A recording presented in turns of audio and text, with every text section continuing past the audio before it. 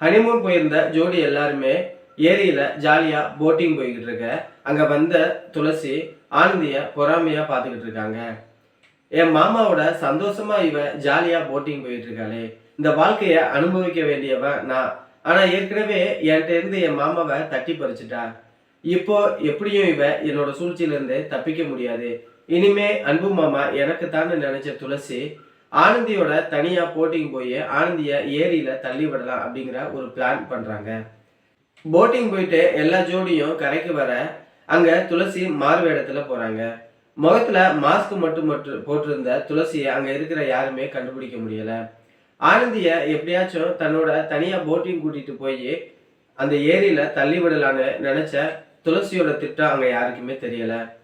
தனக்கு தனியா போட்டிங் போக பயமா இருக்குன்னு துளசி சொல்ல, துளசின்னு தெரியாத ஆனந்தியும் நான் உங்களுக்கு துணையா வரேன்னு சொல்லிட்டு துளசி கூட ஏரியில போட்டிங் போறாங்க. தூரத்துல இருந்து அன்பு ஆனந்திய தனியா விட மனம் இல்லாம போட்டையே பார்த்துக்கிட்டு இருக்காரு. அந்த நேரத்துல துளசி தனக்கு வலுப்பு வந்தது மாதிரி ஆனந்திய ஃபோர்ஸ் பண்ணி ஏரியில தள்ளிவிட பாக்குறாங்க. இதை பார்த்து அதிர்ச்சி அடைஞ்ச ஆனந்தி, என்ன பண்றீங்க நீங்க? உங்களுக்கு வலுப்பு வந்துருச்சா? என்ன ஏன் கீழே தள்ளி விடுறீங்கன்னு சொல்லிட்டு கத்துறாங்க. யாராவது உதவி பண்ணுங்கன்னு சொல்லிட்டு ஆனந்தி கத்த, இதை எல்லாத்தையுமே கரையில இருந்த பார்த்த அன்பு என்ன பண்றதுன்னு தெரியாம திகைக்கிறாரு. உடனே கரையில இருந்து அன்புவும் மகேஷும் இன்னொரு போட்டை எடுத்துட்டு ஏரிக்குள்ள போறாங்க.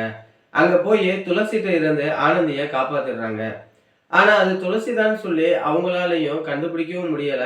அதுக்குள்ள துளசி அங்க இருந்து எஸ் ஆயிடுறாங்க.